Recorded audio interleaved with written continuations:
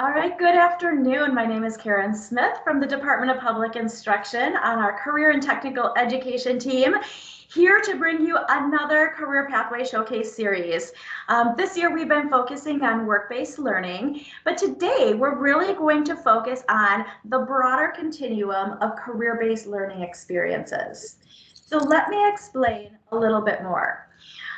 We know that work-based learning is actually a subset, or maybe you didn't know and you're just finding out that work-based learning is a subset of a broader continuum of career-based learning experiences.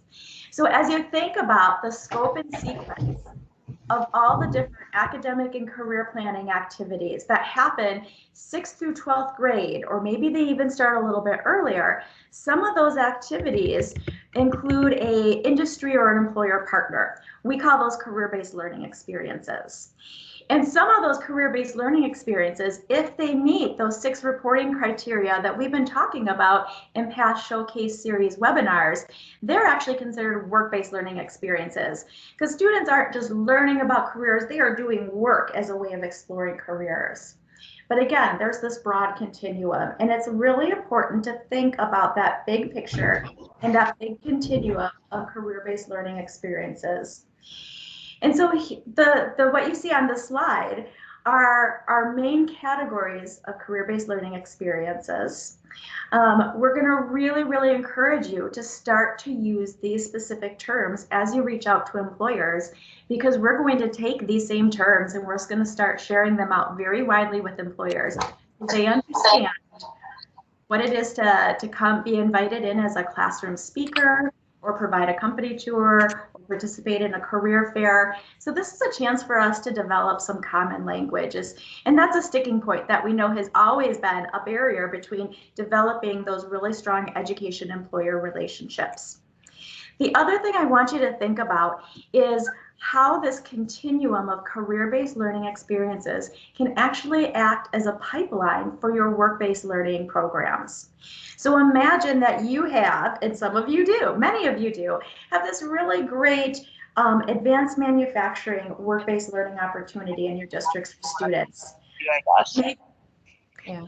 And you didn't put math as one of the things. I want to make sure that they are muted because I'm getting some background noise. So if everyone could just do a check and make sure that you're muted, that would be great. Thank you. So imagine that you've got this really great work-based learning program and placements for advanced manufacturing, but you're just not seeing students sign up and take advantage of that great experience. The first place to look is what career-based learning experiences do you have in your district in elementary, middle school, and early high school? And are those career-based learning experiences giving students opportunities to learn about advanced manufacturing? Because if not, they get to high school and they really just don't really know what these careers are all about or how cool they are. So we really wanted you to think about this as a pipeline that leads students into those work-based learning programs that you've spent so much time and energy developing for your students, so they can really get the most out of it.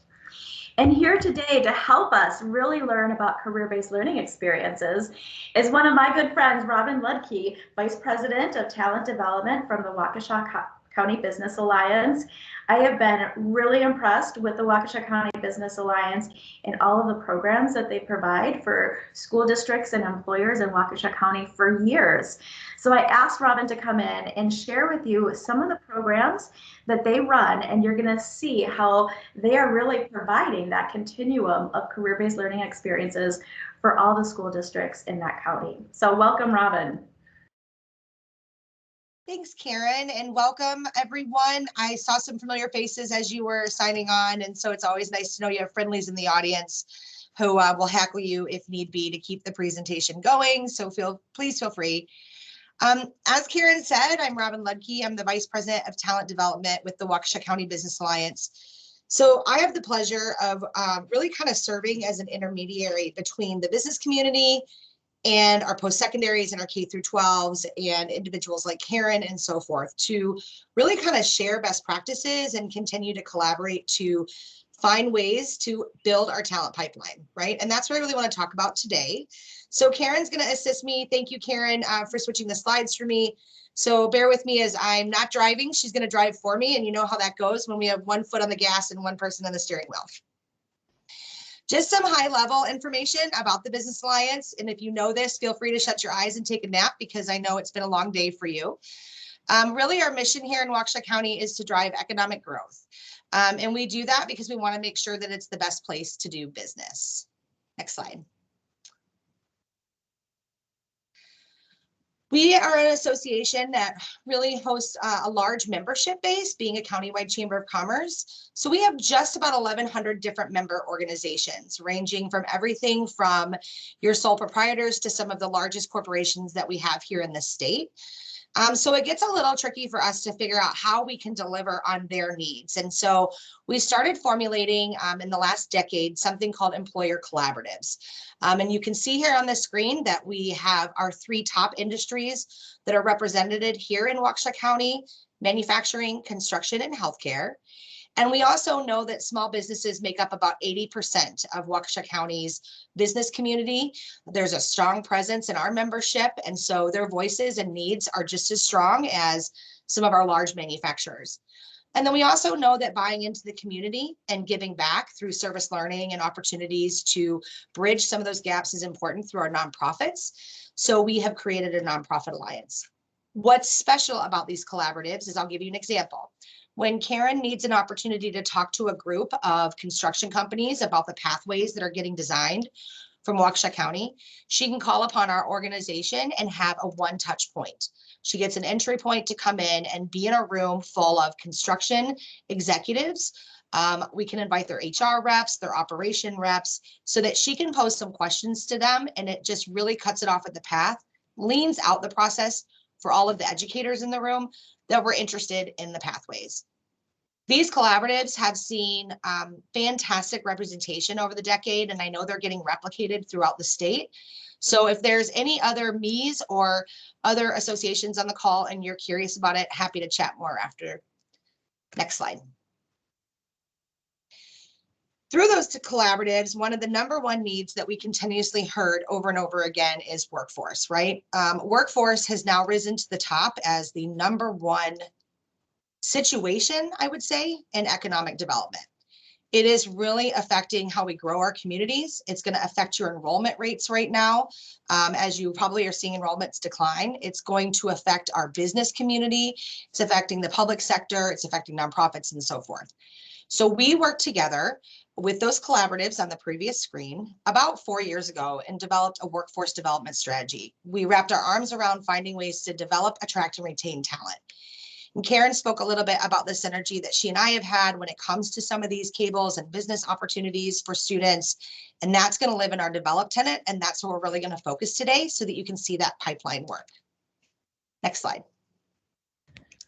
So our develop tenet being the strongest tenet, and again, I apologize if you have heard this from me before, is really finding a way to help the future workforce today.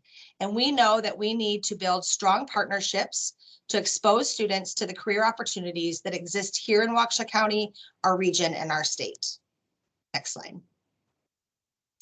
So we go about placing together a council. The council is made up of several representation of business, education, nonprofit, county, and regional entities. Those individuals coming together quarterly better help prepare us for what are the needs of the business community, and can we create some synergy inside the schools and inside the post-secondaries. We've also tapped Karen and other members of her and CISA on the shoulders to support us in this council as we continue to develop new opportunities. And those opportunities is what we'll talk about next. Next slide. So now we're diving in. So some of the work that happens about the Education Steering Council was, well, what happens when a student goes through a pipeline? So we had to work together with our school districts and our business community to create something that we like to call our funnel. So I know that a lot of our school districts are really focused on the 6th through 12th grade, but I know you're all aware of career exposure, industry exposure can live way before 6th grade. So we started diving into specific programming and categorizing them. Here in Waukesha County, we look at it as a funnel system. What's the goal? The goal is to make sure that students feel college and career ready, no matter what, at the end of the day.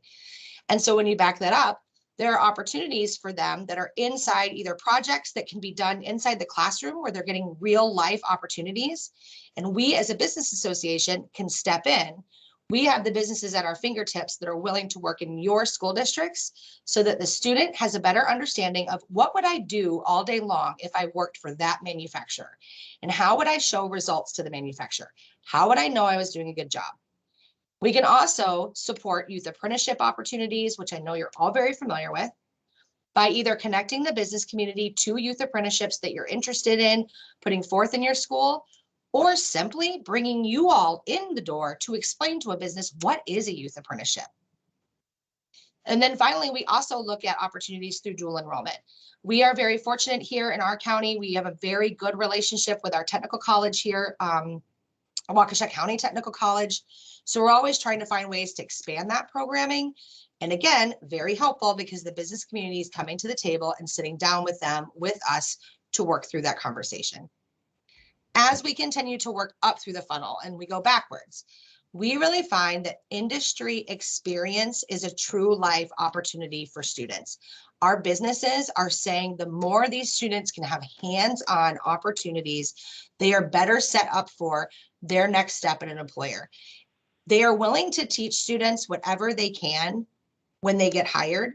But if a student's literally never picked up a hammer, or if a student's never stood in front of a robot and understands the functioning of it, they're going to be set back a little bit.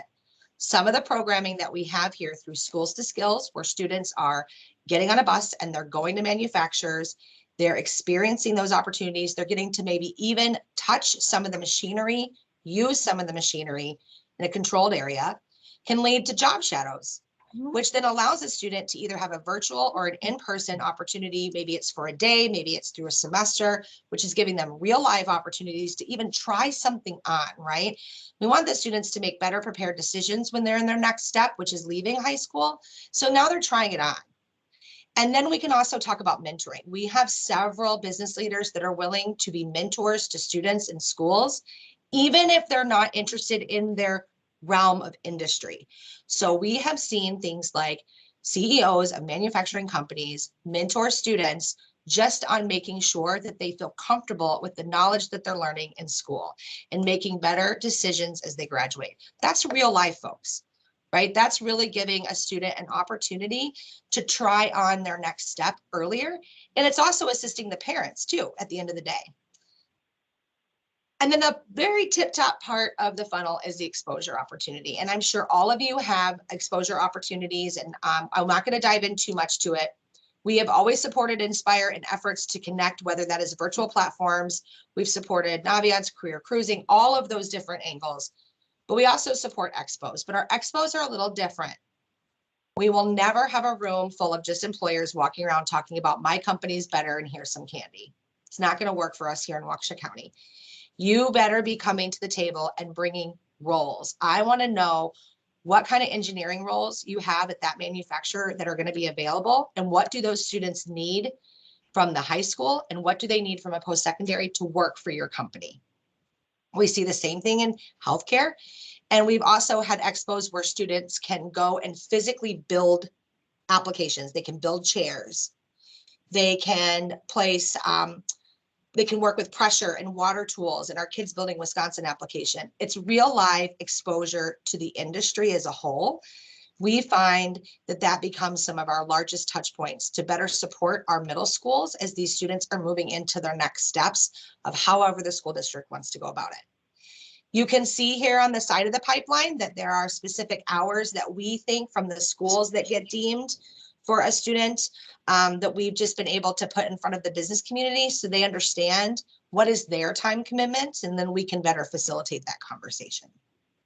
Next slide. So now I'm going to break down into that funnel a little bit heavier. Inside the doors of Schools to Skills. Schools to Skills is a program now that gets picked up around the state, and we couldn't be prouder of the momentum that it has. Really successfully built by our Manufacturing Alliance and then supported by our Healthcare Alliance and Construction Alliance. These 3 pictures are showing real life applications of students inside spending a day with an employer. They're amongst their peers, so they're comfortable. They're getting a chance to try out small projects. They're not just walking through a manufacturer really quickly and looking at boxes on the wall and seeing a robot from afar. They are actually touching something, seeing something, and they're having crucial conversations with the people that work for the company. We ask our students to ask simple questions on how much can I make an hour? What do you have to work 3rd shift? Do you need a degree to go here? What kind of classes should I take at my high school that might help me understand a little bit more of this? Is math really important? We welcome those kinds of questions, and our businesses are prepared to answer them. You also can see on the other side of the screen here that we started diving into healthcare. It was allowing our students to see not only the rooms and hear the roles. What was also super important for us was for them to understand patient care. So they were at this time, they are not, but they were inside the doors of hospitals, and they were seeing sometimes real life bedside manner situations that were playing out. And that better gave them an opportunity to say, wow, I really am interested in the healthcare industry. They also got a chance to learn that it's not just about nursing and it's not just about doctors, that there's behavioral specialists, there's therapists, there's frontline workers, there's administration, finance, and so forth. So they got to actually try on real live applications in a hospital, and we have seen great numbers because of that. Next slide. I talked a little bit about career exposure, and I know that the goal of the presentation is to really discuss how does this support a student in their next step. Some people don't think that career expos do that, and I would say that our career expos do that well. So we have 4 that we bring forth as kind of our keystone programs throughout the county. You can see some of the numbers there have been pretty impactful for the short amount of time that we've done them. I'm going to call upon our first one, which is our Healthcare Career Expo. This is an opportunity where we bring healthcare providers, whether they are competing or not, inside of a post-secondary, and students are truly trying on a position. So when they walk through each one of those booths, they are literally in front of pet therapy. Now they're in front of the picture that you have here is needle disposal and safety, right? We have groundskeepers that are there. We have finance that's there, marketing that's there. We have the strategy, like the vision strategy individuals of community development that are there, and all the different pathways that live within healthcare. Again, to not showcase that you only have to be a surgeon or a nurse. And what it does is it exposes the students to all the different pathways that are available in healthcare. Because I know that the school districts are coming behind the healthcare systems and really supporting healthcare as a whole and building pathways and building opportunities. So we wanted to support all of your work by bringing these individuals. So they will have a live conversation with a groundskeeper. It's an actual groundskeeper. It's not someone from marketing. It's not someone from HR that's coming to talk to them about what their job is. That model got replicated throughout. The last one is called Mini Business World. It's an opportunity for students to try on entrepreneurship because they're just really not sure, right? They want to go to school, they want to work, and they just don't know what that means. And so they come for a full day of understanding what does it sound like to even work for a company? And we place them into mini companies, and they are not with their peers. We usually see about 4 or 5 different high schools that come together, and we divide them up, and they have to meet people that day from different high schools. And then they have to go through some sort of project, and they're given a project, and we call them work bombs, where things happen to their company and they got to figure out how to make it work. And we have businesses that are there to support them as they go through some of the turmoil to be able to bring their product and their business to light at the end of the day. We have seen major success in this. This is giving us an opportunity to really touch on some of those career-ready students that we know are going to go right into the workforce. Next slide. Careers Uncovered. This is an interesting one. This is one of those moments where I was, talking with a few of the school districts, and I was trying to really understand.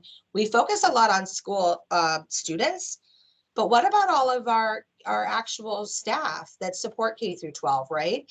How are you guys getting an opportunity to truly understand when I'm demanding, you need to be in front of manufacturing, and you're like, I'm trying, we've got all these tech ed departments and we're doing it. So we decided to create a program exclusively for the staff of their school districts. And it does not have to be just for your educators. Any staff members and school board members are eligible to attend. We take you to a local company and you just try on all the different roles. That's all it is. So you can go to a construction company and you're going to hear from accounting, you're going to hear from marketing, you're going to hear from business development, construction, information technology. You're just going to see all the applications that they do. You're going to hear about who they're looking for. And the hope is because we know you are spending more time with the students sometimes than their parents are.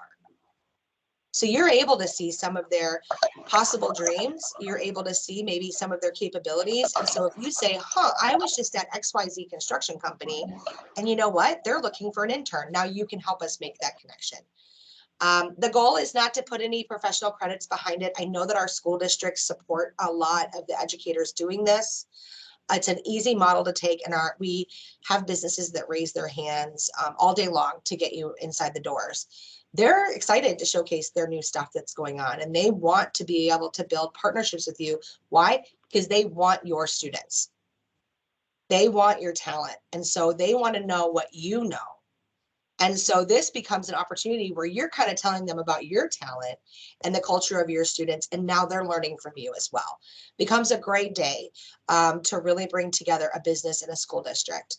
And I have more information on this if anybody's interested in replicating. We're happy to share. Next slide.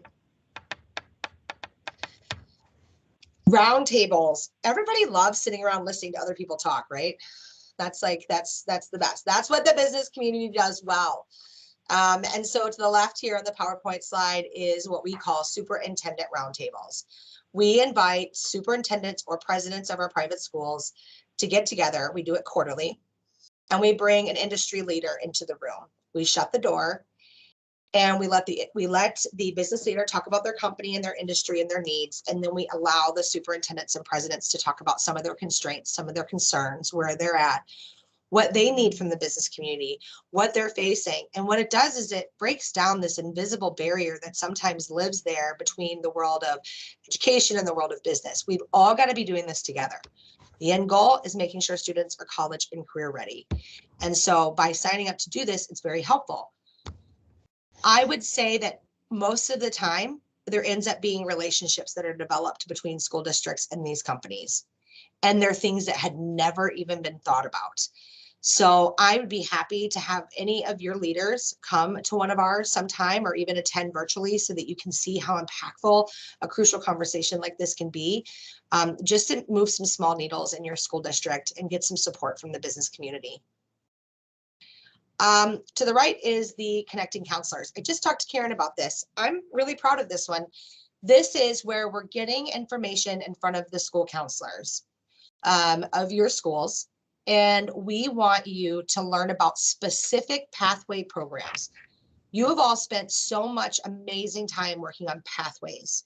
Then you know what the industry standards are. You know where you need to be focused. Your school districts are working hard behind the scenes for ACP. How do we make that connection so that a student, when they say, I just don't know what I'm going to, like, I like this, but I don't know where to go to school for it.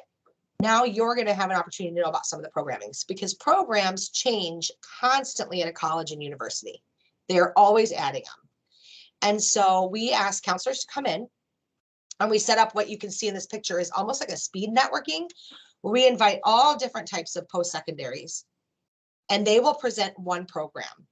And so the schools move around all the tables. And so when you leave, the goal is to have at least 7 or 8 new programs that you had no idea about, that are literally happening right down the street at your post-secondaries close to you. We are seeing some movement on this. There are programs that we didn't even know existed, and it better supports the career pathways opportunities as well, so that they know what's happening. Next slide.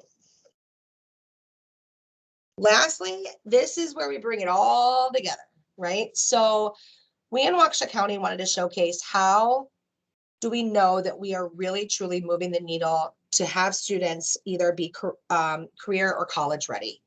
And we know that there were 3 focuses as they continue to work through the pipeline, whether that is doing schools to skills, whether that's an internship, youth apprenticeship, some service learning, going down maybe one of your academies. And so we brought together educators and business leaders and then a couple public officials and some nonprofits to create what we call workforce readiness dashboard. And our school districts fill this out for us every year.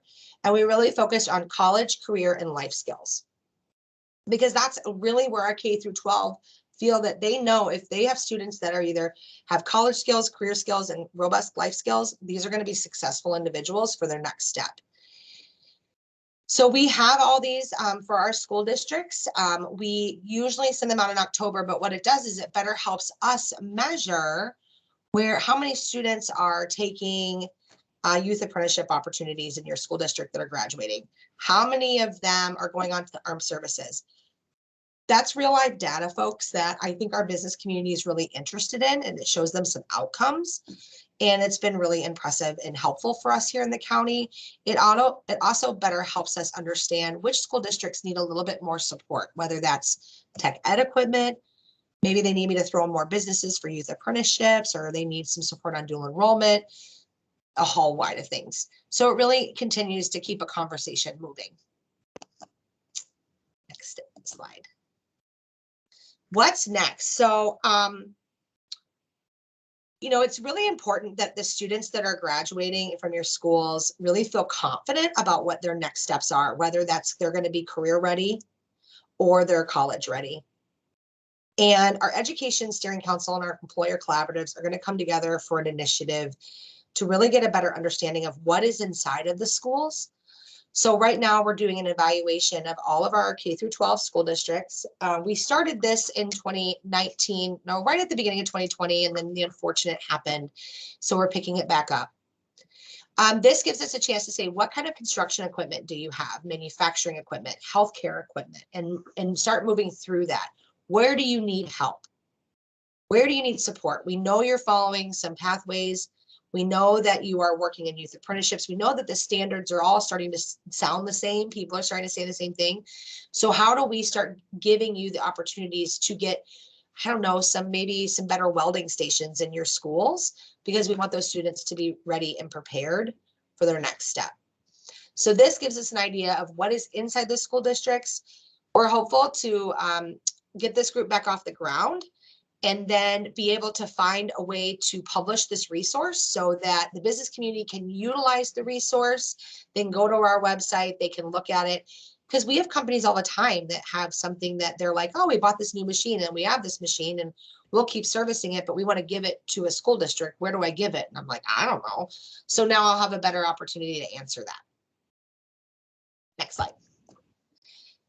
This is the end of my presentation. I went very quickly, but before I open up for maybe any questions real quick or anything that Karen needs from me, the important part is that we have been doing this work for 10 years. We started Schools to Skills, and we took a group of, I was looking it up right before I came on, 42 juniors and seniors from Arrowhead Union High School. And the amount of work that went into the first time around from our manufacturing, we were so nervous, right? We were like, is this going to work? Because of that first tour, it has continuously come back. It was the first thing that came back when we came back from the pandemic. And because of that great work, we had just heard a story how impactful Schools to Skills can be. Just a chance for a student to go on a tour and expose themselves and touch things and listen to people and ask questions. We had a kid who actually is working for a company that we just toured, bringing more kids through, and literally sought out our staff member and said, I just want to tell you that this is the best program ever. I started this program, and this program is what made me realize I wanted to be in manufacturing, and I'm doing what I'm doing. We'll take it. That is like a shred of a needle. We will take it. So now I understand why you're all educators, because you probably have amazing moments like that every day. We will take that, and we will continue to deliver that opportunity to our school districts so that they can then see that as well. We have had students who have gone through our programming come back and do mentoring opportunities for the business community. We've had them come back and actually do some volunteering at expos. And so we're starting to see that return on investment 10 years, but it's worth it. We're seeing that pipeline. We're seeing individuals say, oh, I know what Schools to Skills is, or, oh, I went to the Healthcare Expo, or I did ACP planning, because now it's starting to come around, and it just took a little bit of time. The work is there. The work that you're doing is remarkable. We at a business association would never be able to do the work that we do without the support of our school districts here, and especially in our county, our region, and our state. It really does take all of us to lift this to make sure that our students are college and career ready and feel comfortable about their next step. And with that, any questions? Robin, I'm going to pause for a second. Ooh, getting some echo here. We will open up for questions in just a minute. I know we're a little bit over time. For those of you that are still with us, I've got 2 rewards for you for staying a little bit longer with us. The first is we'll give if Robin is able to stay, we'll open it up for questions in a minute. Your second reward is I want to make sure you leave knowing that our career-based learning experience guide has finally been published. So if you go to our career-based learning webpage on our DPI website, you will now be able to access the final version of this guide that we've been working on for a couple of years. So a lot of the things that we have been talking about in these Career Path Showcase series, you will see reflected in this guide, but there's so much more in there. So we'll continue unpacking that with you, but encourage you to dive in and start looking at that. Just want to make sure that you also know that we've got more Pathway Showcase series coming up next month. We're going to be focusing on state certified co-ops and internships or local co-ops. In April, we'll focus on youth apprenticeship. And then June, we're featuring supervised agricultural experiences. And I forgot to add in there, we've got a bonus one in May about high quality work-based learning experiences and how to really build those. So also if you're, I could tell, I forgot to add my name and contact information. You guys know how to contact me, but make sure you're also on all of our listservs so that you're always getting updates and information that we have to share with you. So with that, I am going to stop sharing my screen and just see if anyone has any questions for Robin. And feel free to just unmute yourself at this point and let us know what questions you have.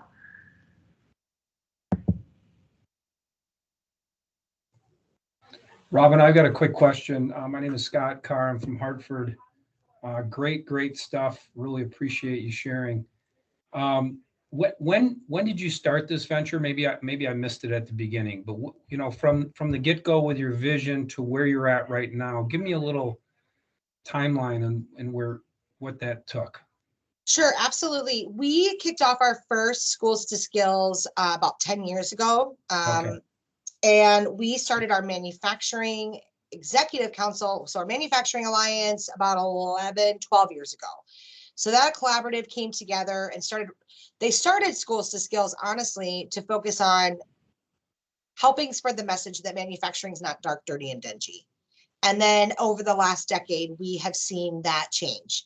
I mean, we know how automated manufacturing is now. We know that manufacturing is changing and really becoming more of a technology center, if you will. And so we've had to honestly change some of the schematics of the programming to fit the needs. But that one started about 10 years ago. The workforce development strategy to dive in and really own, develop hard and true is, I would say, 2015, 2016, I think, Karen, if I remember correctly, when I launched that. So it's been for quite a while. And then every year something new pops up, right? Because we have the steering council, we have the employer collaboratives, and it's just fitting that need that's there. And Robin, I think it's important to note that, you know, these programs do take time to develop and grow. But what I really appreciate about you is your willingness to share what you've already created. So if other people want to replicate this, you don't have to start at ground zero. And Robin and I will be having some conversations, and I'm going to be having conversations with other people that have some best practices to share about how we can start to be really strategic about getting those best best practice programs to you so that you can start to model them or replicate them. So stay tuned for some more information on that. But we're looking at ways to directly connect our regions as well as individual school districts with people like Robin so that we can learn and that way we can speed up the process. So it won't take you maybe quite as long as it took Robin because she already has some amazing practices in place. And the ROI is not there right away, right? So having to show the outcomes, I mean, it does take some time, to Karen's point. We just have a really robust business community that's bought into the fact that for them to have the employees in the future, they've got to support their work now, whether they're in kindergarten, 6th grade, or 12th grade, it doesn't matter. So really a business community, and that's been really the perception that we've been driving here in our county. Yeah, Robin, this is Sarah. Hey, just a quick question, and for Karen, now that I've listened to all that, and Karen, you said stay tuned. Robin, are you willing to share like your funding model of how you got this done? Sure, absolutely. Great question. So really, truthfully, a lot of the onus is a big thank you to our business community. Our business community stood up and supported the need to bring forth programming such as Schools to Skills. They really understood that there was value our manufacturers did and wanted to buy in. So that's a huge piece of the pie, Sarah, is the business community. Our K through 12s have also stood up and supported some of the work because they know that we are a one-touch place, right? They can come to us, they can ask us questions. I have my colleague Courtney Long on the call as well. She and I are a phone call away. And then the rest of my staff, right? So we are a small but lean staff here at the Business Alliance and Center for Growth, but any school district could call us and we're gonna work with the school district. And so it doesn't matter what your role is here. So honestly, it's kind of toothsome, and then it's also our organization investing. We have not sought out, I'm proud to say at this point, any grant opportunities to support our efforts. We've really truthfully had the support of the business community behind this. Not probably what you're looking for at the moment, but I'm happy to get Sarah more into detail if you need, or a private conversation a little bit more. Yeah, I'll be really supportive. I'll be calling you. You're on my list to call. Sounds good.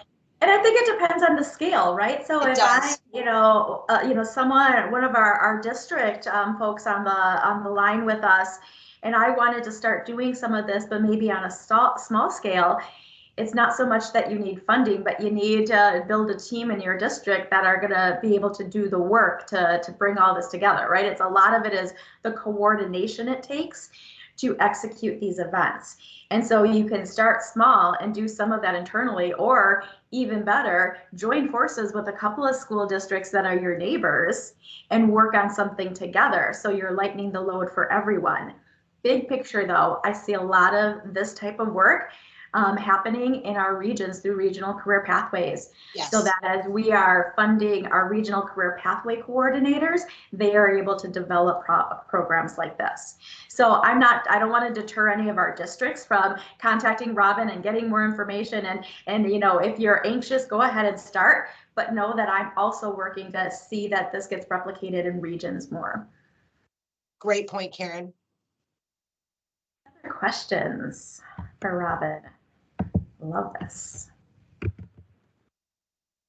Question, was this helpful for the individuals on the call? I don't know if you guys can see or put your hands up, just so we know also, and we want to make sure we're delivering messages that are useful for you as you continue. So, okay, good. I've got some thumbs up. I like it. Thank you.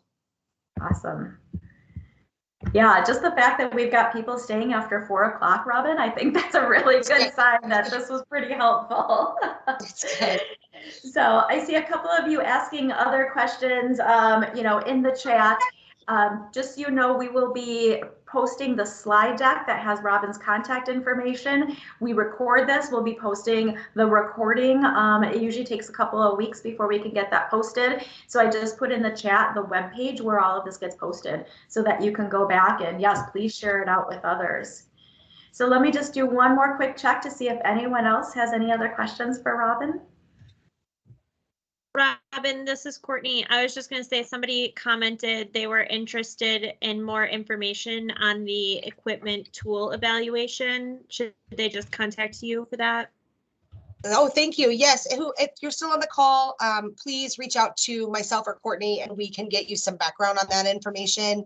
Like Karen said, my email address and Courtney's will be in that slide deck that she's going to send out.